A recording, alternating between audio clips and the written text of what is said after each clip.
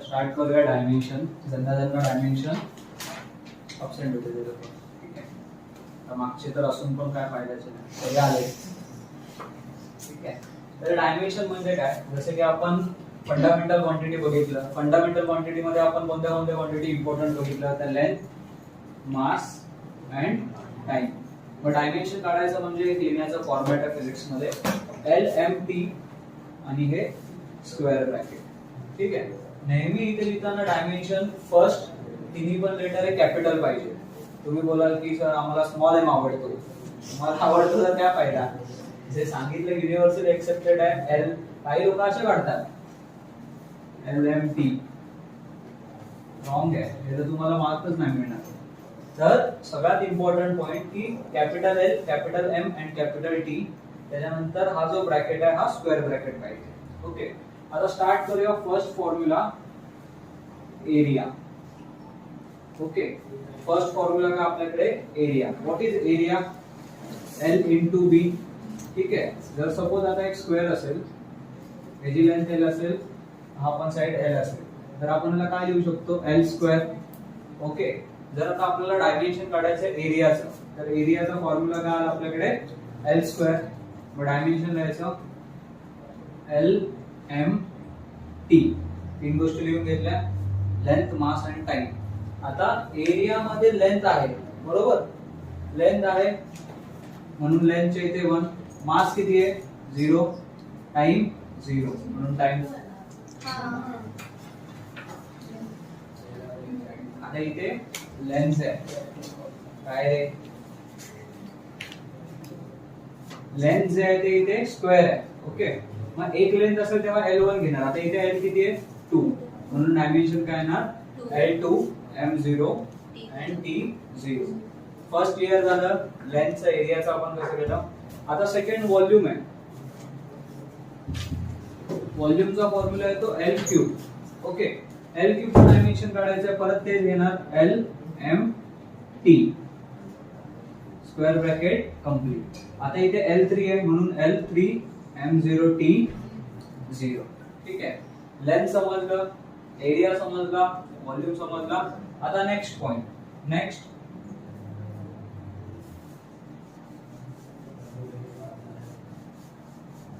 आहे सॉल्व करण्यासारखा डेन्सिटी. काय density, what is density, density is mass upon volume. Okay. आता लिहिताना पहिलं लिहून घ्यायचं LMT. ठीक आहे. अर्धी परत डिनॉमिनेटर मध्ये LMT. आता वरती बघा डेन्सिटीचा M, लेंथ किती येणार 0, मास किती येणार 1, टाइम 0. इथे काय volume V, L3 M0 T0. आता हे सॉल्व पण करावं लागेल, हे असंच तर आपण ठेवू नाही शकत. सॉल्व करण्यासाठी न्यूमरेटर तसंच ठेवला, न्यूमरेटर L0 M1 T0. जो डिनॉमिनेटर आहे हा वरती गेला, L3 चा वरती गेल्यावर काय होणार -3, M0 चा वरती गेल्यावर 0 राहणार, T0 चा वरती गेल्यावरती 0 राहणार. ठीक आहे. तर हे झाले आपले डायमेन्शन. आता सॉल्व करायचं. सॉल्व कसं करणार, L0 L-3, स्टेप लक्षात ठेवा, L0 plus -3, M1 plus 0, T0 plus 0. बरोबर. काय केलं समजलं, L च्या वरती 0 आहे, L च्या वरती -3 आहे, मग या L1 ला ऍड केलं, M ला ऍड केलं एकत्र, T ला एकत्र ऍड केलं, हे झालं LMT. आता याचा answer L0 -3, M1 plus 0, T0 plus 0. काय येणार आन्सर इथे L-3 M1 T0. ठीक आहे. हे सॉल्व करा. हे चला आतमध्ये चला.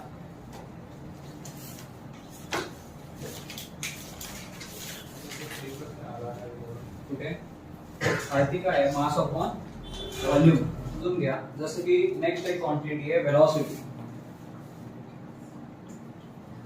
ठीक आहे. वेलोसिटी काय असतं, displacement upon time, displacement upon time. आता ज्या वेळेला हे डिस्प्लेसमेंट अपॉन टाइम आहे, आपल्याला डोक्यामध्ये विचार करायचा आहे, कन्सेप्टचा विचार करायचा आहे. माझी एक बॉडी डिस्प्लेस होते, ठीक आहे, पोझिशन ए पासून, ही पोझिशन ए आहे, हे बी, इथून ही बॉडी डिस्प्लेस झाली, म्हणजे याच्यामध्ये लेंथ हा फॅक्टर आला, बरोबर. मी इथे लिहिताना लिहून घ्यायचं LMT. लेंथ किती येणार 1. डिस्प्लेसमेंट म्हणजे आपण लेंथ बद्दल बोलतोय, म्हणून मास किती आलं 0 टाइम 0 डिवाइडेड बाय LMT. काय येणार लेंथ 0 मास टाइम 1.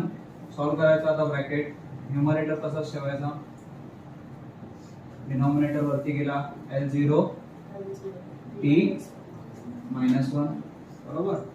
L1 प्लस L0 असं लिहिणार, L1 प्लस 0 M0 प्लस 0 आणि इथे T0 प्लस -1, ठीक आहे. So L1 plus 0 1, M0 plus 0 0, T -1. तर हे डायमेन्शन झालं तुमचं वेलॉसिटी. क्लियर. वेलॉसिटीचं डायमेन्शन कसं घ्यायचं समजून घ्या. हे झालं आता वेलॉसिटी, बरोबर. वेलॉसिटीचं डायमेन्शन काय आलं तर L1 M0 T -1. आता वेलॉसिटी वरती बेस्ट नेक्स्ट फॉर्म्युला असतो acceleration. What is acceleration? Velocity upon time.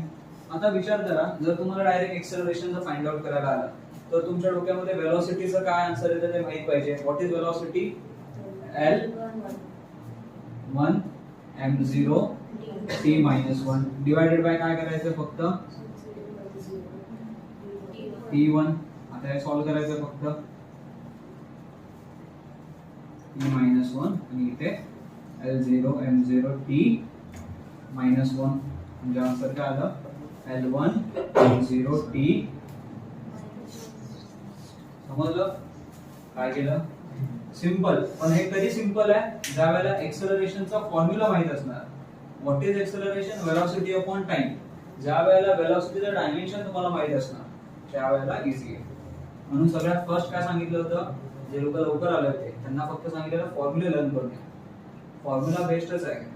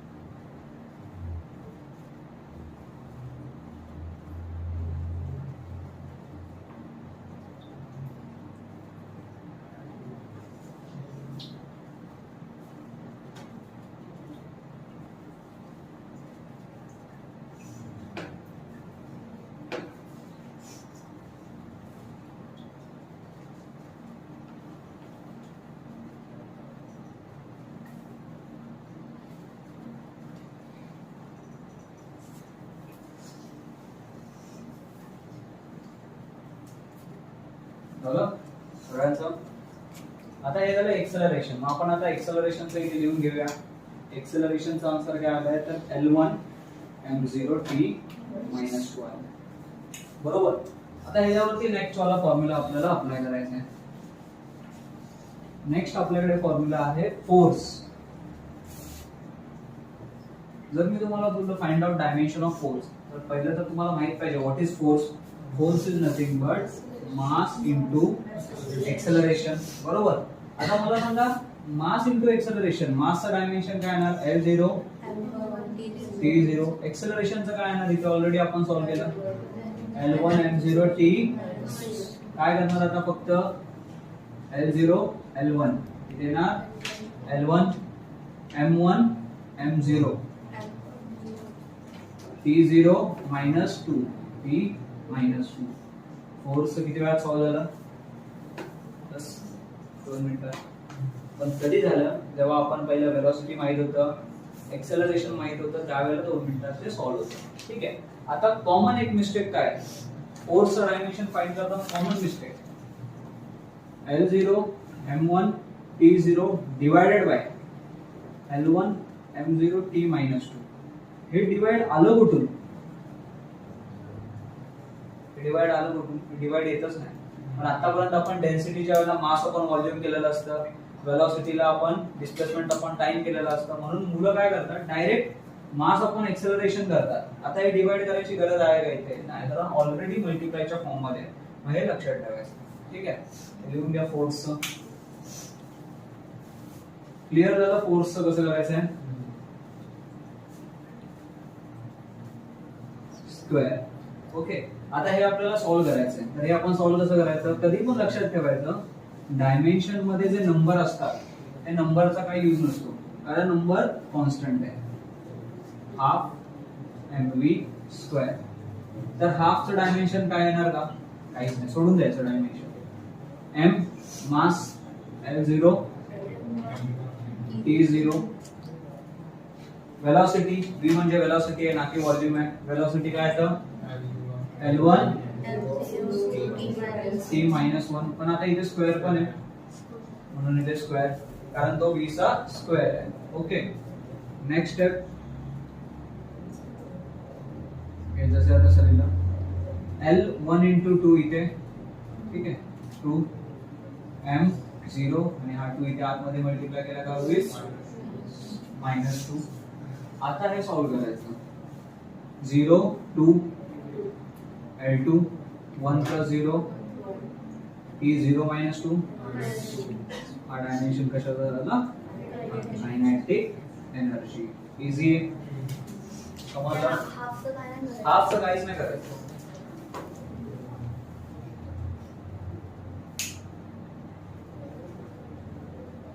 Half असतो तेव्हा आपला हड्डी, त्याचं काय काम नसतं.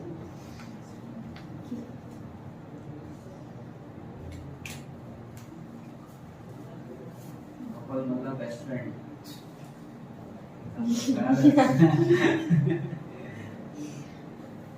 ना मेन सारखे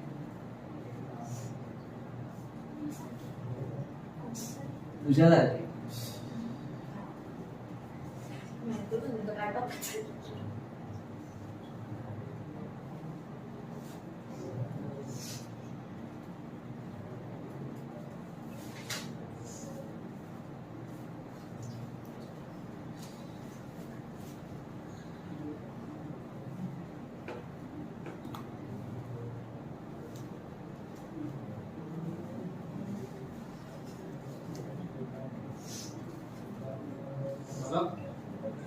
म्हणजे तुम्ही बघितलं की डायमेन्शन जे तुम्ही एवढे दिवस बोलत होता, सर परत घ्या परत घ्या परत घ्या, किती इझी गोष्ट आहे डायमेन्शन. सोपं आहे की नाही?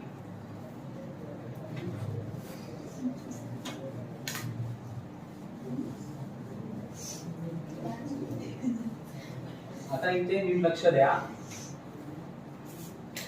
पोटेन्शियल एनर्जी mgh हा फॉर्म्युला आहे पोटेन्शियल एनर्जीचा. What is potential energy? mgh. याच्यामध्ये m तर आपला असतो मास, h म्हणजे असते हाईट, बरोबर. हा h जो असतो हा h काय असतो? h म्हणजे acceleration due to gravity. Acceleration due to gravity म्हणजे काय? जसं की आता हा मार्कर हातातून सोडला, कुठे पडला? खाली पडला. कशामुळे पडतोय? एक्सेलरेशन ड्यू टू ग्रॅव्हिटी मुळे पडतोय. मग g is your acceleration due to gravity. ठीक आहे. आता एक्सेलरेशन ड्यू टू ग्रॅव्हिटी मध्ये बघा हा एक वर्ड आला, एक्सेलरेशन. मग g च्या इथे आपण कोणतं डायमेन्शन टाकणार? एक्सेलरेशन. ठीक आहे. तर मासचं डायमेन्शन काय येणार? L0 T0. g च्या इथे कोणतं डायमेन्शन टाकणार? Acceleration L1. h च्या इथे h म्हणजे काय? हाईट. हाईट म्हणजे काय? लेंथ येणार, बरोबर की मास येणार? लेंथ येणार. सो हाईट साठी L1 M0 T0, बरोबर. सॉल्व करणार, कसं करणार सॉल्व? L0 1 1 किती येणार? L2 M1 0 0 M T0 -2 0 म्हणजे T -2. सो हे झालं तुमचं पोटेन्शियल एनर्जी. इझी आहे. पोटेन्शियल एनर्जी मध्ये सबस्टिट्यूशन लक्षात ठेवायचं. मुलं इथे ब्लँक होतात, अरे जी तर सांगितलंच नव्हतं, एलएमटी मध्ये जी कुठून आला, जी लक्षात ठेवायचं. जसं की work is equal to force into displacement, बरोबर. आता आपण काय करणार, फोर्स इंटू डिस्प्लेसमेंटला फोर्सचं आपल्याकडे आलेलं आहे डायमेन्शन, फोर्स सबस्टिट्यूट करणार, डिस्प्लेसमेंट मध्ये काय येतं लेंथ आपण सबस्टिट्यूट करणार, आपल्याला वर्क मिळणार. त्याच्यानंतर नेक्स्ट आहे J is equal to F into T. J म्हणजे असतो इम्पल्स ऑफ फोर्स. काय असतं, इम्पल्स ऑफ फोर्स. जसं की समजा आता आपण इथे हा जो पेन आहे, हा मार्कर जो आहे हा बोर्डला टच करतोय, आवाज आला, आवाज आला म्हणजे मी फोर्स अप्लाय केला. फोर्स किती टाइम साठी अप्लाय केला, 1 सेकंड साठी केला का, 1 सेकंड पेक्षा पण कमी अप्लाय केला होता. मग force for a short time interval is called as a impulse of force. म्हणून याचा फॉर्म्युला काय येतो, एफ इंटू टी. ठीक आहे. एफ च्या इथे कोणतं सबस्टिट्यूट करणार, हे बघा टाइमच्या इथे टाइमचं. त्याच्यानंतर प्रेशर, फोर्स अपॉन एरिया. ठीक आहे, 3 डायमेन्शन सॉल्व्ह करायचे.